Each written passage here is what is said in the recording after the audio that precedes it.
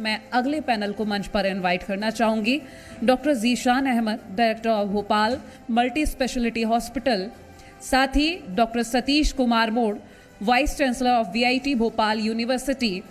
अब अगले सवाल जवाब होंगे हमारे इन दो मेहमानों से और जानेंगे कि क्या काम हो रहा है भोपाल मल्टी स्पेशलिटी हॉस्पिटल में और साथ ही वीआईटी भोपाल यूनिवर्सिटी बच्चों के लिए क्या नया लेकर आ रही है। Over to you Divyansh. शुक्रिया कोमल। शिक्षा और स्वास्थ्य का तड़का लगने वाला है, इससे जुड़ी अहम जानकारियां आप तक दर्शकों पहुंचने वाली हैं। और डॉक्टर जीशान, आपका स्वागत है बहुत बहुत।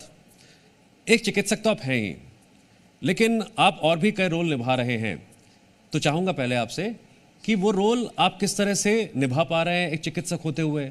बच्चों के बीच भी काफ़ी एक्टिव रहते हैं, सुना है मैंने। उसका क्या कारण है, क्या आपका मतलब फ्यूचर प्लानिंग है, ये तीनों बातें। एक्चुअली हम लोग एज अ कंसल्टेंट तो मैं काम कर ही रहा हूँ, मैं एक हॉस्पिटल रन करता हूँ और इसी दौरान हमने एक्चुअली बच्चों के बीच में काम करने की जो मेन वजह थी वो ये थी कि हम इसको जैसे किसी देश का एसेट होता है तो बच्चे भी हमारे एक्चुअली ह्यूमन एसेट हैं। तो अगर हम उन पर उनकी एक जो सही एज पर अगर हम उनको काम करें तो उसका वाइडर इम्पैक्ट हम 15-20 साल के बाद पैदा कर सकते हैं सोसाइटी के अंदर।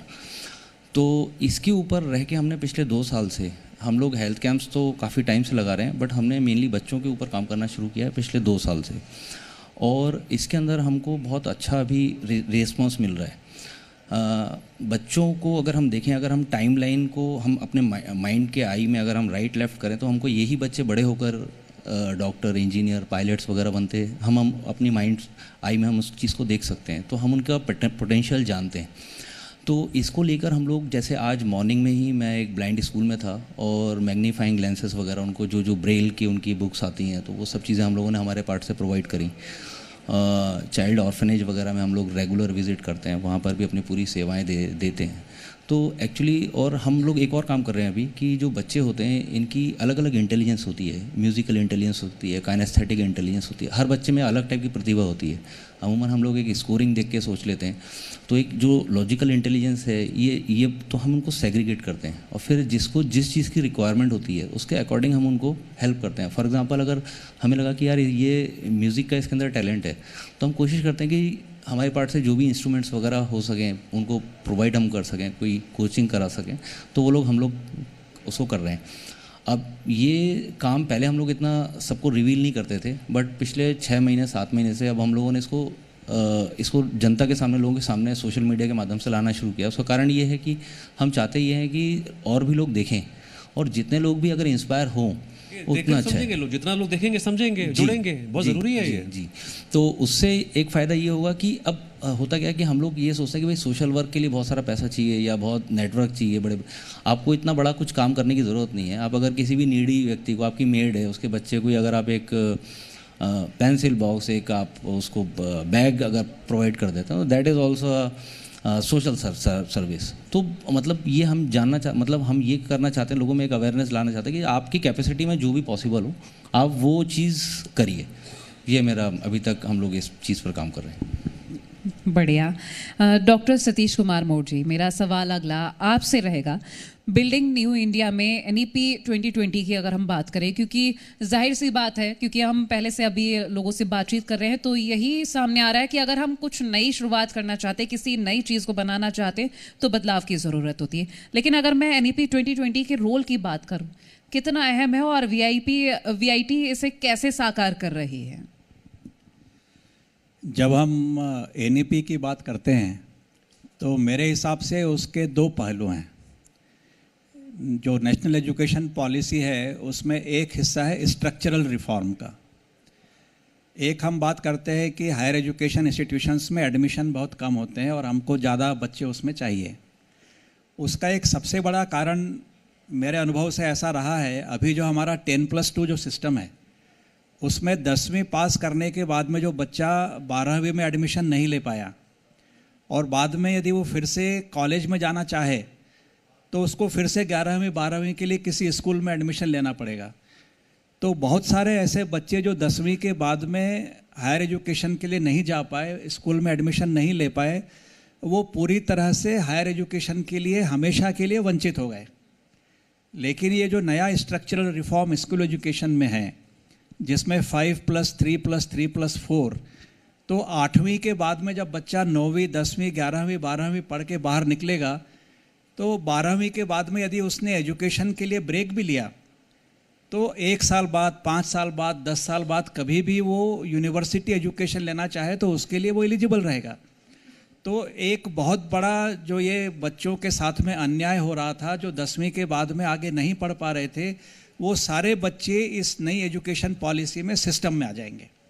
मुझे लगता है कि इस बात के ऊपर बहुत ज़्यादा लोगों ने गौर नहीं किया है, और इस बात के ऊपर सारी राज्य की सरकारें और केंद्र सरकार ने भी उतना अधिक ध्यान नहीं दिया है। 2020 से आज 2026 में हम हैं। यह स्ट्रक्चरल रिफॉर्म जितनी जल्दी सरकार इम्प्लीमेंट करे, उतनी जल्दी अधिक से अधिक बच्चों को हायर एजुकेशन का लाभ मिलेगा। दूसरा जो पहलू है एनईपी का, वो है फिलॉसफिकल। जैसा अभी मुझसे पहले भी जब आए थे महर्षि यूनिवर्सिटी के चांसलर, उन्होंने बताया, फिलॉसफिकल इसके लिए कि हमारे यहाँ जो एजुकेशन है वो मैकाले ने पूरा सिस्टम जो हमारे भारतीय व्यवस्था थी उसको तोड़ दिया। अभी वो भारतीय व्यवस्था क्या थी, तो एक छोटा सा यदि आप 2 मिनट का समय दें तो मैं आपको बताऊंगा। जब भरत प्रभु श्री राम से मिलने के लिए वन में गए, तो प्रभु श्री राम ने बहुत सारे प्रश्न पूछे, करीब 60 से 70 के बीच में प्रश्न पूछे कि अयोध्या में कैसा चल रहा है। उसमें एक प्रश्न उन्होंने पूछा कि क्या त्रिविद्या का सिस्टम अभी भी अयोध्या में चल रहा है। तो यहाँ पर एक त्रिविद्या शब्द आया है। वैसे ही भगवत गीता में जो 9वां अध्याय है, जो राज विद्याराज गुह्य योग, जो जिसके बारे में हम कहते हैं, उसमें 20वें श्लोक में कृष्ण अर्जुन को ये बता रहे हैं कि त्रिविद्या माम सोमपः, ऐसा बता रहे हैं कि यदि किसी व्यक्ति ने त्रिविद्या का ज्ञान लिया है तो वह राज विद्याराज जो है, सबसे गुह्य राज जो है, वह उसको मिलेगा। इस बैकग्राउंड के बाद में बताऊंगा कि त्रिविद्या क्या है। हमारे यहाँ पर त्रिविद्या को यदि आज की भाषा में कहा जाए तो जो कुछ हमें दिखाई दे रहा है आँखों से, जब हम आँखें खुली रखते हैं, मटेरियल है, साइंस है, लॉ है, मेडिकल साइंस है, जो भी बाहर से दिखने वाला मटेरियल नॉलेज जो है, वह उसको हम अपरा विद्या बोलते हैं संस्कृत में। पूरा एजुकेशन सिस्टम जो है वह 99.9% केवल इसी एजुकेशन पर ध्यान दे रहा है। बाकी जो भगवान राम ने और कृष्ण ने बताया, पराविद्या और परा अपरा विद्या, उसके बारे में हमारे एजुकेशन सिस्टम में कहीं ध्यान ही नहीं है। अभी पराविद्या क्या है? आँख बंद करने के बाद में जो हमको अपने स्वयं के बारे में दिखाई देता है, हमारे अंदर उठने वाली भावनाएं, डिज़ायर्स, इमोशंस, इसको हम कैसे अपने नियंत्रण में लाए, संयम में लाए, उसके लिए जो पूरा सिस्टम है एजुकेशन का, वो पूरी तरह से वंचित है। और परा अपरा विद्या क्या है कि मैं और जो जगत जो है उसके बीच का जो कनेक्शन है वह कैसे इस्टेब्लिश हो। गवर्नेंस है, एडमिनिस्ट्रेशन है, मैनेजमेंट है, जिसको हम बातें करते हैं। तो हमने कहीं पर मैनेजमेंट एजुकेशन कर दी, इंजीनियरिंग एजुकेशन कर दी, लेकिन जो पूर्ण संपूर्ण होलिस्टिक एजुकेशन जो है, जिसको एनईपी में multi disciplinary education, choice based education कहा गया, उसके बारे में कहीं इम्प्लीमेंटेशन ही नहीं हो रहा है। आज भी हम जब बात करते हैं तो करिकुलम में भारतीय ज्ञान परंपरा के नाम पर कुछ श्लोक डाल दिए, कुछ भगवत गीता के अंश डाल दिए, कहीं कुछ डाल दिया, लेकिन सही ढंग से करिकुलम में उसका इम्प्लीमेंटेशन नहीं हो रहा है।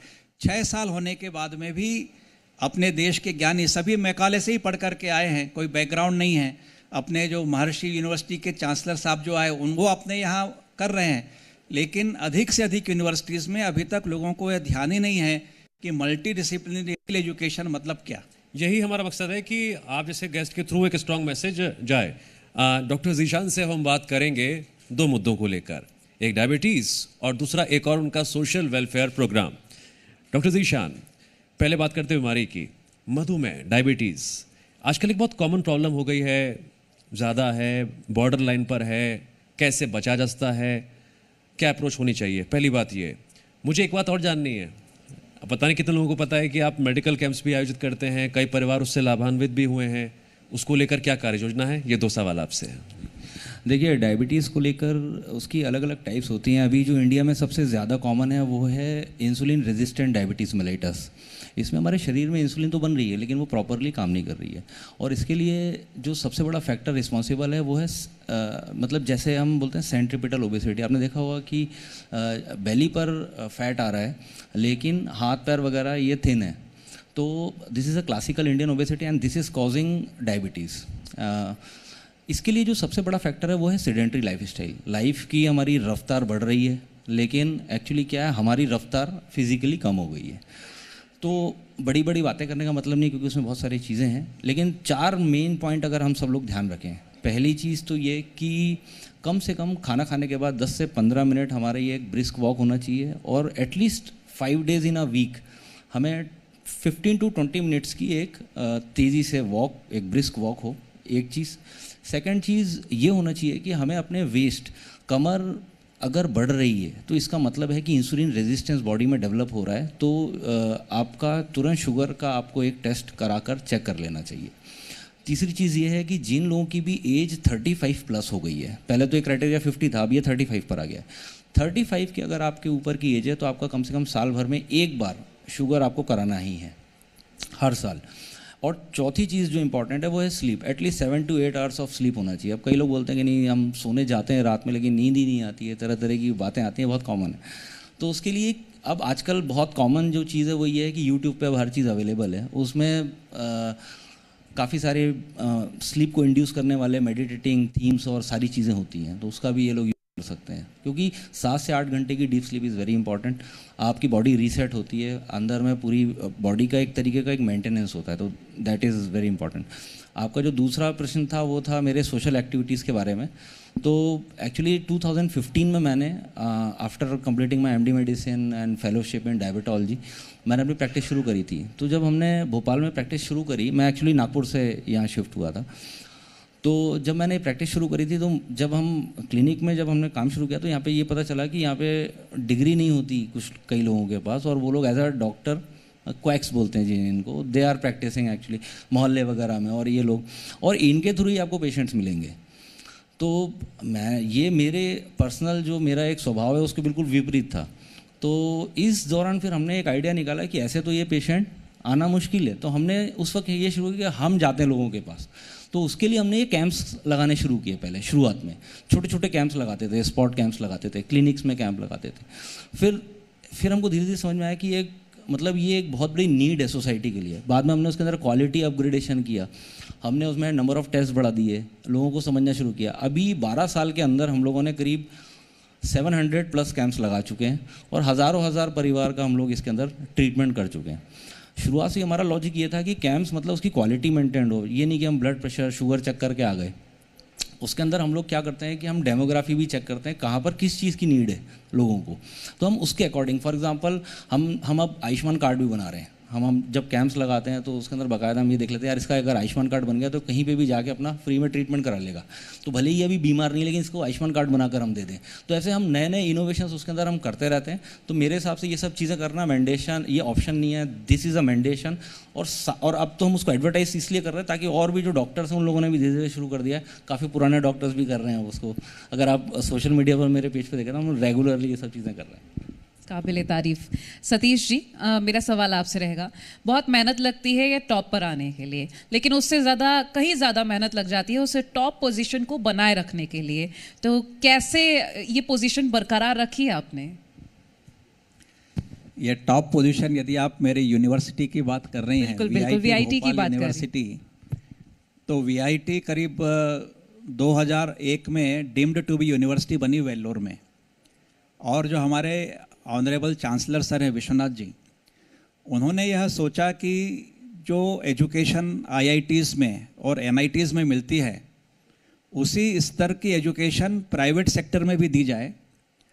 और उससे भी बड़ी बात उन्होंने यह सोची कि IITs और NITs में सीट्स जो हैं बहुत लिमिटेड होती हैं, तो प्राइवेट सेक्टर में दी जाए और लेकिन उसका नंबर बहुत ज़्यादा हो। तो उसको ध्यान में लेकर के उन्होंने क्वालिटी पर ध्यान दिया। पूरे VIT सिस्टम में जितने भी फैकल्टी है वो सभी PhD है, उसके नीचे की कोई PhD, बिना PhD के कोई हमारे यहाँ फैकल्टी मेंबर ही नहीं है। तो एक क्वालिटी एश्योरेंस हुआ, और उसके साथ में उन्होंने उसको स्केल अप किया। तो जैसे अब वेल्लोर जो हमारा कैंपस है उसमें 45,000 बच्चे वहाँ पर पढ़ रहे हैं इंजीनियरिंग। हर साल 10,000 से ज़्यादा बच्चे वहाँ पर एडमिशन लेते हैं। चेन्नई कैंपस है उसमें 23,000 बच्चे वहाँ पर पढ़ रहे हैं। अमरावती जो कैंपस है उसमें 20,000 बच्चे पढ़ रहे हैं। और हमारे यहाँ जो VIT भोपाल कैंपस है उसमें भी 19,000 बच्चे पढ़ रहे हैं। इस साल का भी एडमिशन हो गया, करीब 3,500 के लगभग स्टूडेंट्स ने इंजीनियरिंग में एडमिशन लिया है। तो आप जब स्केल देखेंगे तो पूरे VIT में 1 लाख से अधिक बच्चे इंजीनियरिंग कर रहे हैं। उनको पढ़ाने के लिए सारी फैकल्टी है, पूरा इंफ्रास्ट्रक्चर उस तरह से तैयार किया गया है। कभी आप कैंपस आएंगे तो आपको मालूम चलेगा, हमारे यहाँ VIT भोपाल में 13,000 बच्चे हॉस्टल में रहते हैं। उन सब के लिए भोजन की सुविधा, पानी की सुविधा, मेडिकल फैसिलिटीज़, खेलने के लिए मैदान, और उसके अलावा खाली समय में करने के लिए बहुत सारी गतिविधियाँ। 200-300 से अधिक क्लब हैं, हर एक भाषा के लिए क्लब है। 22 से अधिक राज्यों से बच्चे हमारे यहाँ पर VIT भोपाल में पढ़ते हैं। 76 से अधिक देशों में VIT के बच्चे काम कर रहे हैं। अभी कल ही हमारे यहाँ पर जापान के लिए रिक्रूटमेंट के लिए आए थे 30 बच्चे हमारे यहाँ VIT भोपाल के फाइनल ईयर के जापानीज़ भाषा में फ्लुएंटली कन्वर्स कर रहे थे और उस इंटरव्यू में बैठे। कितने लोगों का सिलेक्शन हुआ 1-2 दिन में मालूम चलेगा। तो इस तरह से एक ब्रांड बनाने के लिए जो हमारे ऑनरेबल चांसलर सर ने जो एक कोशिश की और उसको इतने बड़े स्केल के ऊपर आज भी बनाए रखा, वह बनाए रखना बहुत कठिन है। लेकिन उसमें 3 बातों पर ध्यान देना आवश्यकता रहती है। इंफ्रास्ट्रक्चर अच्छा हो, फैकल्टी आपकी क्वालिफाइड हो और स्टूडेंट्स अच्छे आपको मिले। ये तीनों बातें हम करने में सफल हो पा रहे हैं।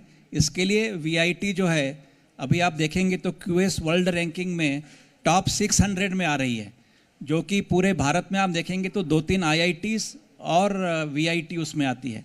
तो यह करने के लिए पूरा प्रयास है और उम्मीद है कि हम अपनी वर्ल्ड रैंकिंग और भी बढ़ा पाएंगे। अब हम डॉक्टर ज़ीशान से एक मैसेज लेंगे, मैसेज यूथ को, मैसेज उन नौजवानों को जो लाइफ में बहुत कुछ करना चाहते हैं। डॉक्टर ज़ीशान, ऐसे युवाओं के लिए आपका क्या संदेश है? देखिए, मैं एक चीज़ इसमें बोलना चाहूँगा कि सरकारें जो अपने लेवल पर कर रही हैं वो अच्छा कर रही हैं और जितना वो कर सकती हैं वो कर रही हैं। लेकिन जिस हिसाब के हमारी कंट्री की पॉपुलेशंस बढ़ रही है और उसमें यूथ का जितना परसेंटेज है, अब वक्त आ गया है कि अब हम लोग खुद एज अ सिटीज़न एक दूसरे की हेल्प करें। और युवाओं के लिए खासकर 2 मेरे मैसेज रहेंगे। पहली चीज़ तो ये है कि आप अपनी स्किल को अपग्रेड करें। क्या होता है कि हर इंसान की अपनी एक सीमा है। उस सीमा को पहचानते हुए आपको जो चीज़, फॉर एग्जांपल अगर आपको MBBS नहीं मिल रहा, आपको फार्मा मिल रहा है, तो you do your best in B pharma, आप उसमें अच्छा करिए। सेकंड चीज़, आप आपकी स्किल बेस बढ़ाइए। आप जितने स्किल्ड होंगे आपके चांसेस उतने मजबूत होंगे। जैसे सर ने अभी बताया कि उन्होंने जापानीज़ में वो कन्वर्स कर रहे थे, means they have worked hard for learning Japanese language. So this is what they did. Even if they not get selected in this interview, sir किसी और इंटरव्यू में या कोई और स्कोप उनके लिए खुल जाता है। तो इस तरीके से हमें अपनी स्किल को इन्हेंस करना होगा, अपग्रेड करना होगा। निश्चित रूप से। अब अगला सवाल सर मेरा आपसे रहेगा, क्योंकि कोई भी अगर काम करना होता है तो प्रैक्टिकल बहुत ज़रूरी होता है। इस दिशा में कैसे कार्य कर रहे हैं आप? VIT ग्रुप की मैं बात कहूँगा तो स्किल्स के ऊपर सबसे अधिक ध्यान दिया जाता है, लेकिन इससे भी ज़्यादा आज इंडस्ट्री की रिक्वायरमेंट बदल रही है। पहले 1-2 वर्ष पहले तक यदि बच्चों को कोडिंग आ गया तो उससे उनको जॉब मिल जाया करता था, लेकिन आज के समय कोडिंग से काम नहीं चलता। आज के समय जो इंटरव्यू लेने के लिए आ रहे हैं कंपनी, वो ये पूछते हैं कि ये कोडिंग के नेक्स्ट स्टेप क्या है, why you are doing this. So how you are doing से ज़्यादा why you are doing this. और इसमें AI जो है, आर्टिफिशियल इंटेलिजेंस, इसका प्रयोग बहुत ज़्यादा है, क्योंकि कैसे करना है वो तो AI आपको बता देता है, लेकिन क्यों करना है यह आपको खुद को मालूम होना चाहिए। तो VIT में पिछले 2-3 वर्षों से AI के ऊपर बहुत अधिक ध्यान दिया गया है। हर एक बच्चे को शुरू से ही, प्रारंभ से ही AI की ट्रेनिंग दी जाती है, प्रॉम्प्टिंग की ट्रेनिंग दी जाती है, ताकि why I am doing this वो उसको मालूम चले। जब इस तरह से काम होता है तो उसका जो नॉलेज है, जो उसकी स्किल है, वह रेडी फॉर एम्प्लॉयमेंट। हमारे यहाँ का ध्येय वाक्य है, we are creating future ready engineers.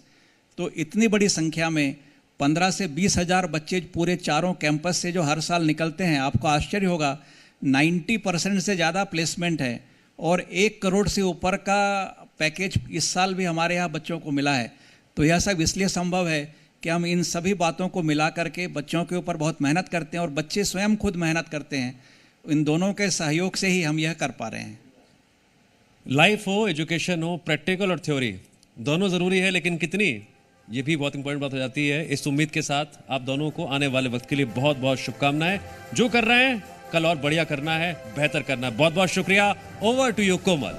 शुक्रिया दिव्यांश, और थैंक यू सो मच हमारे गेस्ट जो यहाँ पर मौजूद थे। बड़ी ही बेबाकी से उन्होंने सवालों के जवाब दिए। तो आज का ये महत्वपूर्ण दिन building new India Madhya Pradesh chapter के नाम रहा। हमने हर क्षेत्र के लोगों से चर्चा की, चाहे वो कोई सा भी क्षेत्र रहा हो, स्वास्थ्य, शिक्षा, चाहे कोई भी क्षेत्र, और उस क्षेत्र में कैसे वो काम कर रहे हैं हमने जाना, और ये चर्चा बेहद खास रही है।